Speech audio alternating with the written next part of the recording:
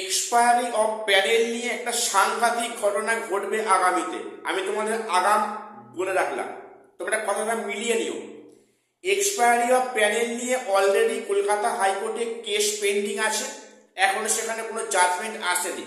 Already গত পরশুদিন Rajasthan public service কমিশনের একটি বিশেষ মামলায় সুপ্রিম কোর্ট রায় দেয় যে এক্সপায়ারি অফ প্যানেল থেকে যারা চাকরি পেয়েছেন ওটা ইললিগ্যাল ওয়েতে, ওটা ইললিগ্যালি।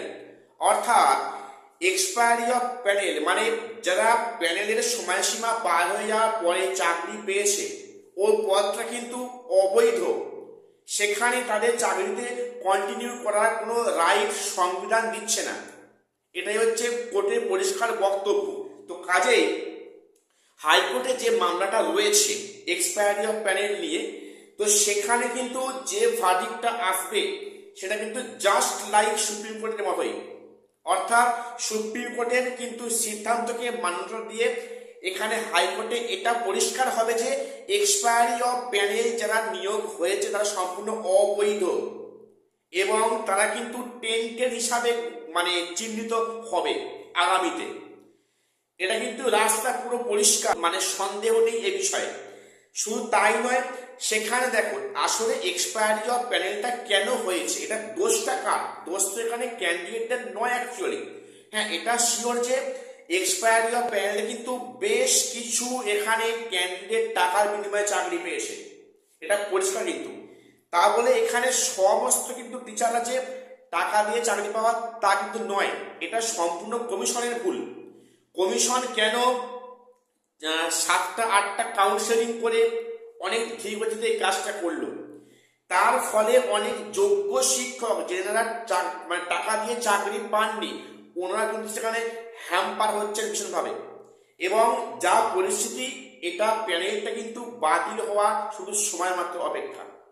2025-এর যে এসএলএসটি সেখানে কিন্তু 2016-র যে আমাদের যে এক্সপায়ারি অফ প্যানেল সেখানে অনেকেই পরীক্ষায় বসে ইন্টারভিউ দিয়ে এসছেন এবং সেখানে 9 ডাক পেয়েছেন।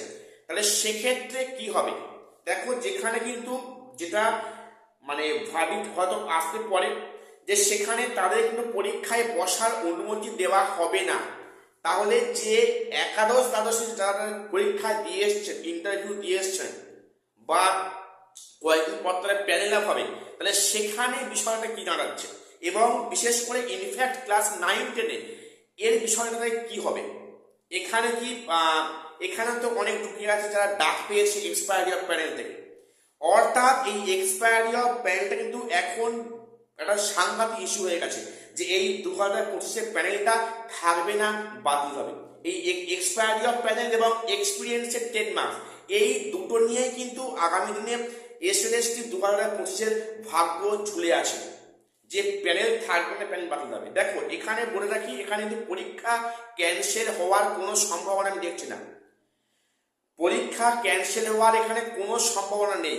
যেটা সম্ভাবনা কি, প্যানেল বাতিল হওয়ার সম্ভাবনা প্রচুর, যেখানে পুনরায় নতুন করে হয়তো প্যানেল আপ করতে হবে, সেখানে ভেরিফাই, সেখানে ইন্টারভিউতে ডাকতে হবে। অর্থাৎ যে প্রসেসটা এতদিন এগিয়ে গিয়েছে 11-12-এ সেটা কিন্তু আবার শুরু করতে হবে।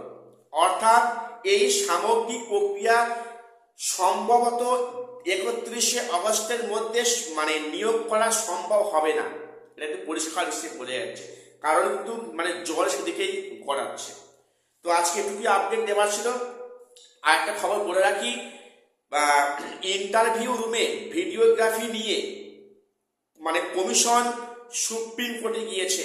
আমি এ নিয়ে পরে একটা ভিডিও করব যে বিষয়টা কি হচ্ছে, ভিতরের কেসটা কোথায় লুকিয়ে আছে।